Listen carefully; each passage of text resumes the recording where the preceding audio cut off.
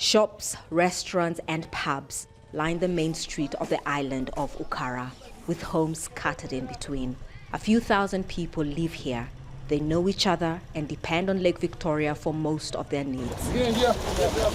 So when an overloaded ferry capsized 2 months ago near the dock on a market day, it was everybody's loss.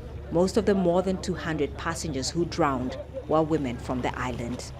Some survived, including Grace ELISHA and her then unborn baby. 2 relatives didn't make it off the capsizing ferry. Grace was 8 months pregnant and her baby is almost a month old now. I named her Neema, which means grace, because I believe she was my saving grace. When the ferry started tipping over, I jumped and I was almost trapped by a motorcycle. A man helped me out. I had no strength, but he kept saying, "Fight, don't give up." So I did not. Across the road from ELISHA's home lives Samuel MARIMA and his 9 children. His wife Zawadi was a tailor who'd gone to the market for fabric. Their youngest child, Stella, is 9 months old and was breastfeeding when her mother was lost. The younger ones keep crying and asking when their mother will come from the market. I don't know what to tell them. Some of the dead are buried in this mass grave overlooking the lake that took their lives.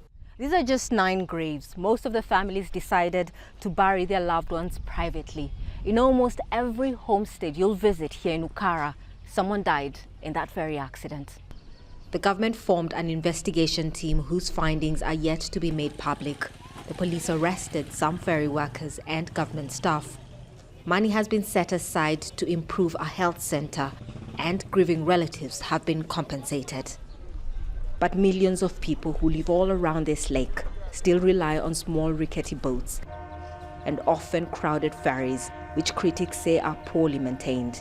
We put that question to the regional commissioner. The problems are many. Tanzania's Marine Transport Authority is tasked with our people's safety. But when a tragedy happens, everyone follows the law for just a little while. We're educating them to respect the laws always. The ill-fated ferry called MV Nyerere has been replaced by 2 others. Islanders say they're less crowded with proper life jackets. Those who lost loved ones like MARIMA want the findings of the investigation into the ferry sinking made public and prison sentences for anyone found guilty of negligence. Catherine Soy, Al Jazeera, Ukara, Tanzania.